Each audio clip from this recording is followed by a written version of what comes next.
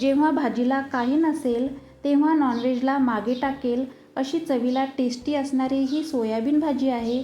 कारण ही भाजी खाल्ल्यावर या भाजीत दूध, अंडे अशासारखं प्रोटीन या भाजीत मिळते. सोबतच पोषण सेवनही शरीराला मिळते. तर बघा, सोयाबीनची भाजी करण्यासाठी येथे मी 125 ग्रॅम सोयाबीन घेतलेले आहे. याला सोया चंकही म्हणतात. आता या सोयाबीनला पाण्यात घालून 2 ते 3 मिनिट बॉईल करून घेऊ. बघा, सोयाबीन डबल झाली आहे आणि छान फुललेली आहे. आता ही एका बाउलमध्ये काढून थंड करून घेऊ.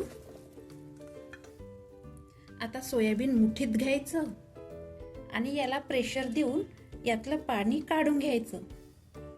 आता यातलं पाणी काढल्यानंतर एका कढईत थोडंसं तेल घालून यात सोयाबीन घालायचं. यात लगातार चम्मच फिरून 3 ते 4 मिनिट सोयाबीन रोस्ट करून घ्यायचं.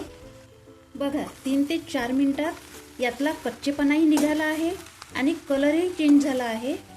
आता ही सोयाबीन थंड करून घेऊ. आता दुसरी कढई घेऊन यात थोडंसं तेल घालायचं. यात 2 कांद्याचे स्लाइस घालायचे आणि 3 ते 4 खोबऱ्याचे स्लाइस घालून तांबूस रंगापर्यंत परतून घ्यायचं. आता घालायचं यात थोडंसं फुटाण्याचं डाळवं. 2 मिनिट परतून घेऊ. आता मसाले थंड झाले की मिक्सरला फिरून घेऊ. बघा, सोयाबीनही थंड झालेली आहे. आता यामध्ये काही आपण मसाले घालू. स्वादनुसार मीठ, अर्धा चम्मच हळद, तुमच्या आवडीनुसार लाल तिखट, लसूण अद्रक पेस्ट, 1 चम्मच धने पूड, 1 चम्मच जिरा पूड आणि अर्धी वाटी फेटलेले दही. याने मस्त टेस्ट वाढते. मिक्स करून घेऊ आणि अर्धा तास रेस्ट करायला ठेवू. म्हणजे यात मस्तपैकी मसाले मुरल्या जाते. आता भाजलेले मसालेही थंड झाले. याचीही पेस्ट करून घेऊ. आता मसाल्याच्याच कढईत 2 चम्मच तेल घालू. 1 तेजपत्ता घालू, 2 लवंग, 5-6 काळे मिरे, अर्धा चम्मच दालचिनी पावडर. दालचिनी पावडरने भाजीची टेस्ट वाढते. अर्धा चम्मच हिंग. मिक्स करून घेऊ. 1 चम्मच कस्तुरी मेथी, 1 चम्मच गरम मसाला. आता घालायची आहे मिक्सरला फिरवलेली कांद्याची पेस्ट.